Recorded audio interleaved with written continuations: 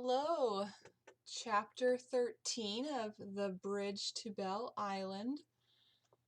It's been a while, so I'm sorry to my faithful listeners, aka Dad. Alright, Chapter 13. The next day, Benjamin wrote again to Mr. Hardy, summarizing what he had learned while questioning various members of the family and staff. He had uncovered a possible chink in Mr. Adair's alibi, but otherwise he'd discovered precious little. He assumed Mr. Hardy had already heard the information Reuben had sent him, confirming poisoning and the news that Miss Lawrence had been seen taking a bottle of wine into Mr. Norris's office. But he included these points just in case he had not. Benjamin decided to walk to Riverton to post his report to Mr. Hardy without delay. He donned his coat and hat and started outside. Recalling Miss Medina's suggestion that he visit Dr. Grant's office, he made up his mind to stop there on his way back. He passed Miss Wilder on the veranda, trying to coax her old dog to play catch with a leather ball, while the pup circled the lounging oldster, yapping encouragement. "Where are you off to?" she asked. "Posting another letter?" "Yes, and visiting your friend Dr. Grant as well." "Oh, I hope you're not feeling poorly again." "No, I feel perfectly well. Care to join me? A lovely day for a walk." He grinned as he said it, unable to resist teasing her. "Ha ha! Thank you, but I have taken enough exercise already retrieving this ball for this lazy dog." Benjamin waved and continued over the bridge. Innocent or not, he liked that she could laugh at herself.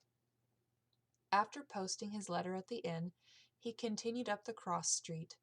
Here were the bakery, greengrocer, and, he'd been told, the doctor's surgery. A few narrow, winding lanes led from this street to small cottages and outbuildings.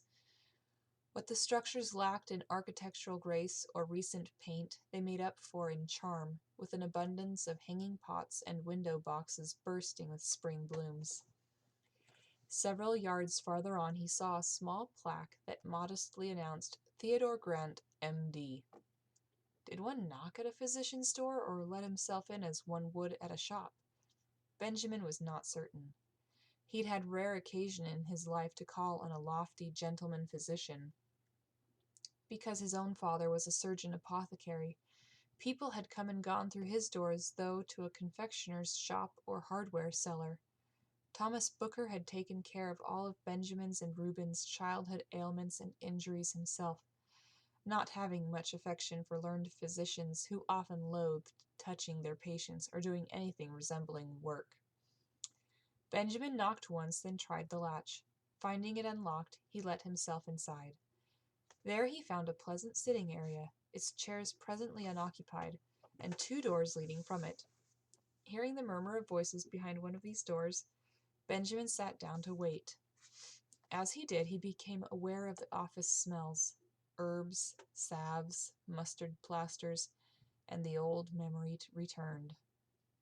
The butcher's boy, Davy Paulson, was only 11 or 12, near Benjamin's own age at the time.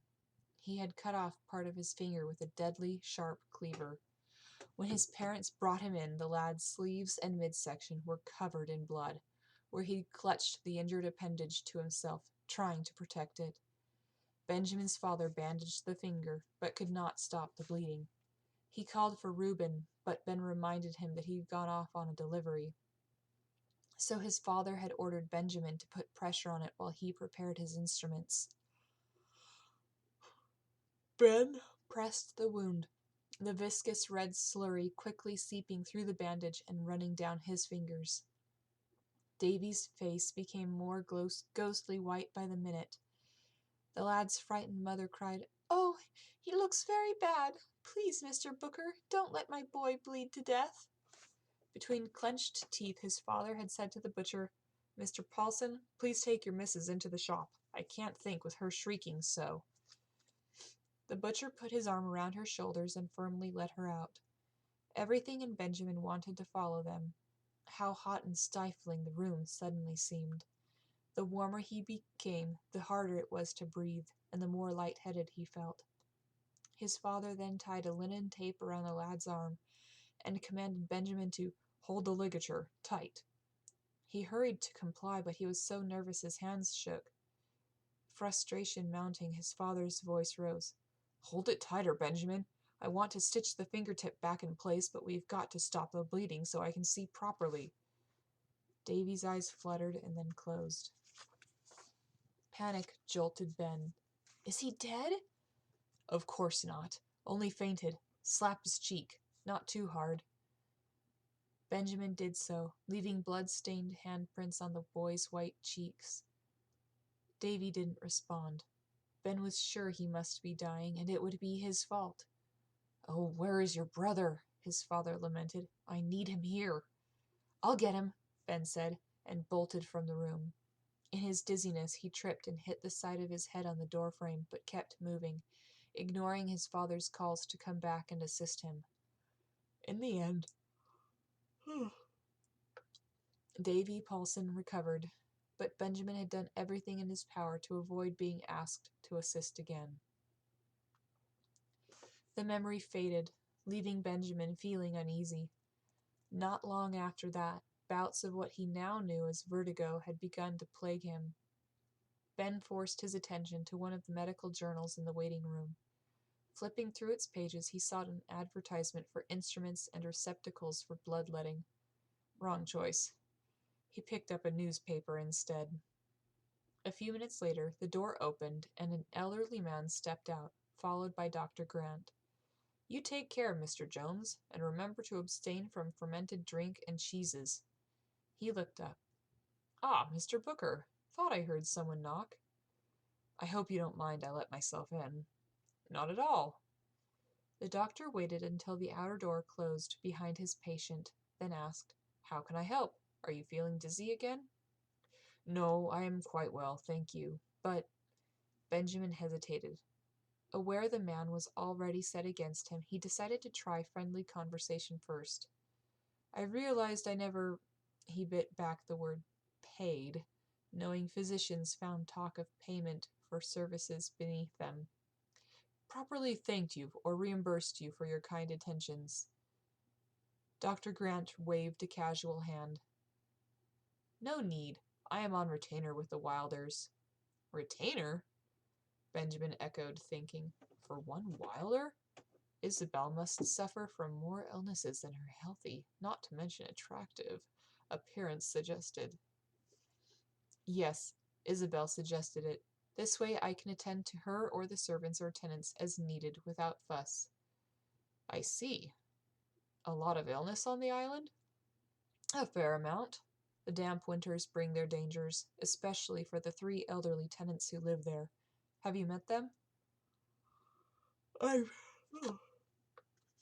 I've seen Abel Curtis and met Roy Houghton." Dr. Grant nodded.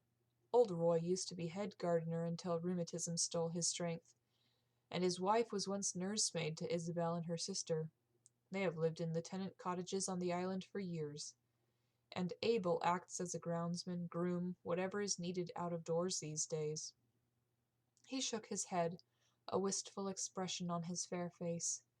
"My goodness, in the past the Wilders employed an under-gardener, coachman, stable hands, 2 footmen, several more maids.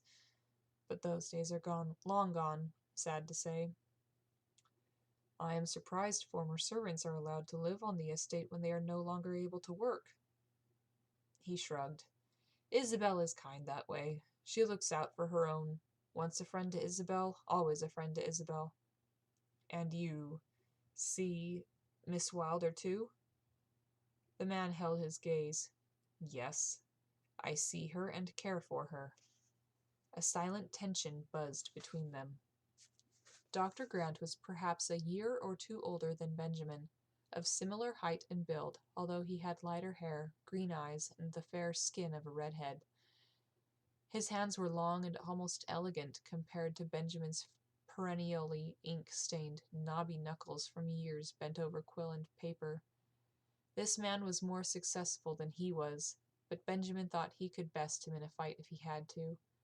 He had Reuben to thank for his early training in fisticuffs. Benjamin reminded himself of his mission and continued casually, And you attended her companion, Miss Medina, for an injury, I understand. Yes, she cut herself. Nasty gash. I'm the only medical man for several miles, so must at times act the part of surgeon as well as physician. A frown flickered over his face, clearly not pleased about it. My own father is a surgeon apothecary. Ah, but you didn't follow him into the family profession. To his disappointment, I'm afraid. Benjamin diverted the conversation back to safer shores. Miss Medina happened to mention she'd had occasion to see your private office. She seemed impressed. Yes. Would you like to see it? I confess I am rather proud of it. If you don't mind. Not at all. Right this way. He opened the second door for Benjamin and gestured him through it.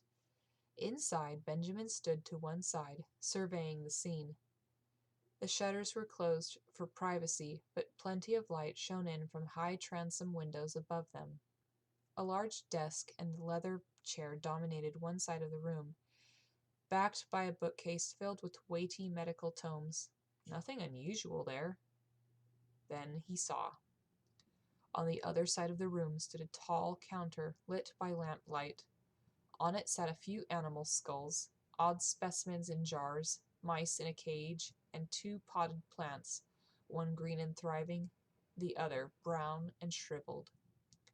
Noticing the direction of his gaze, the doctor walked over to the raised work surface. I see you have noticed my experiments. Considering your background, you may find them as fascinating as I do. He gestured toward the specimens preserved in spirits, a fetal pig, a kidney, and a few others Ben could not identify. Several sketches of human organs lay on the counter nearby. Some of my dissections from medical school and sketches from anatomy lectures, Dr. Grant explained. I went to Edinburgh, not my first choice, but in the end it proved an excellent turn of events, for the medical school there is far advanced compared to those in England, much more hands-on than theoretical. Benjamin glanced again at the contents of the murky jars. And you keep them here to... Grant lifted an expressive hand. As a symbol of my education, and occasionally to explain a point of anatomy to a patient, although I have been told illustrations alone would work just as well. And the plants? Various experiments, light and darkness, various substances, and their effects on the plant's health, though I find animal experiments far more indicative of the human condition. I see. Benjamin gestured to the mice. Like these? The doctor nodded. Currently I am trying to find a cure for gin addiction. Benjamin turned to stare at him. These mice are addicted to gin? Yes, I've made sure of it. There's a reason they call it blue ruin. Gin has ruined many a life, and I hope to discover a treatment for those in its grip. Laudable, Benjamin murmured, though he could see why a woman might find the displays rather gruesome. He found them somewhat gruesome himself. Thank you. I admire the work of James Lind, another Edinburgh-trained physician. You may have heard of his scurvy trials, and I am not the first to study mice. Hooke, Priestley, and Lavoisier have all done so before me. Has Miss Wilder seen all this? No, but Miss Medina must have described it to her as she did to you, for Isabel asked me about my experiments. You and Miss Wilder are old friends. She depends on you a great deal, I think. He nodded. We are, and I value her opinion and counsel as well. I understand you were with her the afternoon and evening of Mr. Norris's unfortunate demise. Trying to comfort her, I believe she said. Yes, she was upset. She knew her niece was celebrating her engagement in London, and was distraught to not be there with her. What have you advised her to do, to overcome the fear that traps her on the island? He shook his head. There is little I can say. Logic and rationale don't have much effect in such situations, I find. I was there with her as her friend, not her physician that night. All night? The man shot him a hard look. I hope you are not insinuating anything. I won't hear a word against Miss Wilder or any slights to her character. Benjamin raised his hands. None intended. Good. No, not all night, though a good deal of it. She was suffering a noticeable depression of spirits, and wanted only company and a listening ear. And wine. Yes, though I was too gentlemanly to mention it to you. Don't worry, Miss Wilder is not one I consider addicted to drink in the least. Usually she is perfectly sober, but it was not a usual day. Dr. Grant thought and added, We sat in the boathouse until quite late, and then afterward I saw her safely to her room. That is all. And you went straight home? Yes. Can anyone verify that? He hesitated. My father could. He is here visiting. Oh? I have not heard him mentioned before. He retired to the coast years ago to live with his sister. I rarely see him. Benjamin echoed the man's earlier words. But you didn't follow him into the family profession? The physician's mouth thinned. No, I did not. My father was... He is not an educated man, nor had he the means or connections to see me educated. Thankfully, Mr. Wilder saw my potential. He sponsored me through grammar school and later university. In Edinburgh, I got on famously with one professor in particular, a physician and lecturer who has since offered me a partnership in a lucrative practice. But you did not take it. Not yet, no. May I ask why? Benjamin thought of Miss Wilder. Or is the answer to the one that obviously presents itself? The doctor gave him another hard look. Things are rarely as simple as we think, Mr. Booker. Surely you have learned that in your practice of the law, with its nuances and changes. Perhaps. Suffice it to say, I had my reasons, one being that I have felt duty-bound to offer my services here in Riverton in honor of Mr. Wilder, who made my education possible in the first place. Would he have expected you to remain here forever? No, not forever. How long? A muscle in the man's jaw pulsed. As long as it takes. As long as